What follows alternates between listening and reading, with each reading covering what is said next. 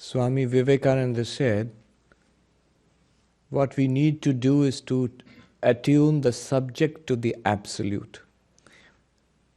What it means is, the subject means I, me, myself. And right now we are attuned to the body-mind. I think I am this limited person.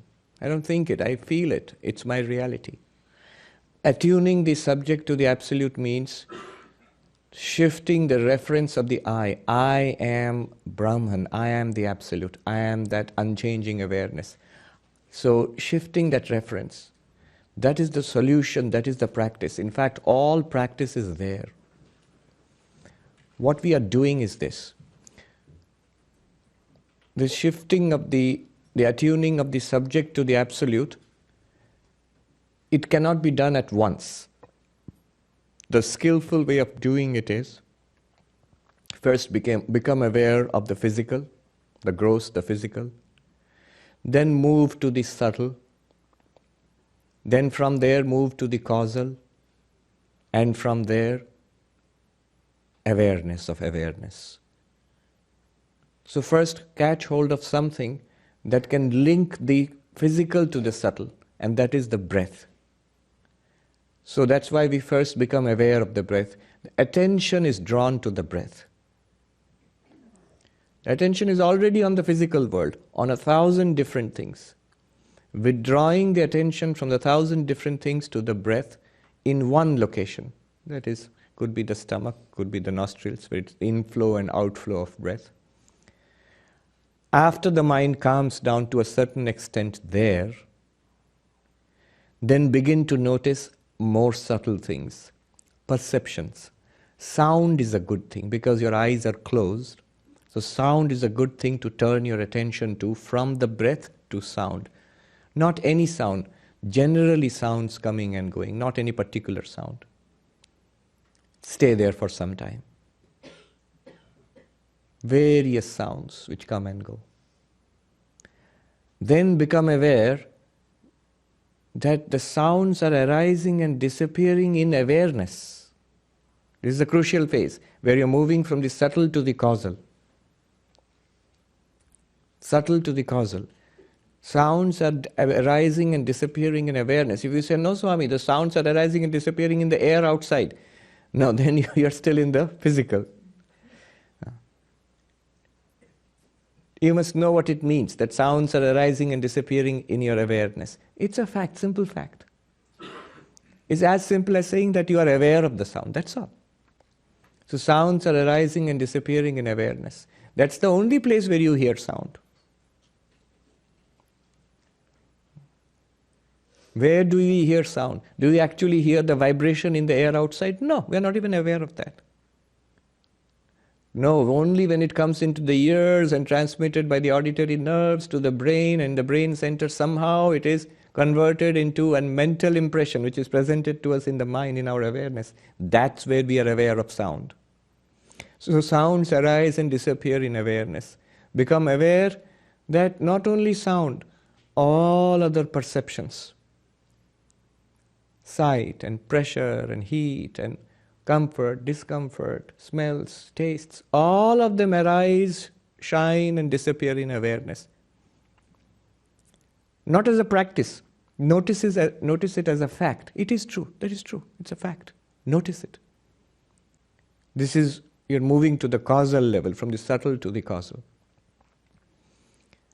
Then notice this awareness itself. This awareness itself cannot be objectified. It is that which objectifies. Sounds are objects. Smells, tastes, forms, they are all objects. But the awareness itself is a pure subject. Then notice how all sensations arise, change and disappear in awareness. Awareness does not arise or change or disappear. How the sounds and sensations are many, myriad. Awareness is one. Unchanging, constant, like a luminous space. It's not luminous in a physical sense like this. It's luminous because it's awareness. That is our essential nature, what we are, this impersonal awareness. There, when you become aware of awareness, It's only a way of speaking.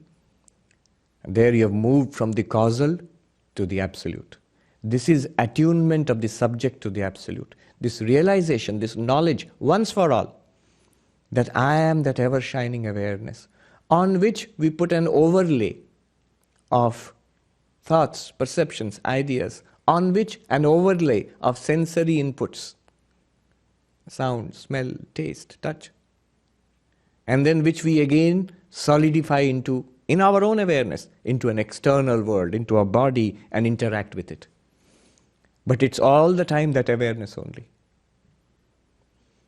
This is attuning the subject to the awareness, to the absolute. What good does it do? All good is there. When the subject is lost in objects, samsara. When the subject is merged into that absolute, into that awareness, I am that awareness, moksha, liberation. That awareness cannot die. It's not born, it does not die. That awareness cannot fall sick. That awareness is neither delighted nor depressed. That awareness is not bored or excited. That awareness does not need anything. If you notice in your own intuition, that awareness, do you think it needs anything? No. The body needs food and shelter, and mind needs education and entertainment and praise and support. But that awareness does not need anything. That awareness is the same in everybody. Same in everybody is a way of speaking. Actually, everybody is in that awareness. It's not that the awareness is in everybody. And you are that. It's the absolute, it's the one reality of the universe. And that is the meaning of Om. When we chant Om, A, U, Ma, the Sanskrit sounds, put it together, it becomes Om. A stands for the physical, the gross, the breathing, the breath itself. No, the A stands for the actual physical sensation of breathing. Then U, as we go from Om, we go into the U, that stands for the subtle, the in-between, where you're listening to the sounds in the awareness, the sensation sounds in the awareness. Still objects, but subtle. When you move and notice that it's in a space of awareness, they all merge back into the awareness, that's the causal, that is when Om ends. Beyond that, the real you, the awareness itself, the silence beyond Om, that's the meaning of Om.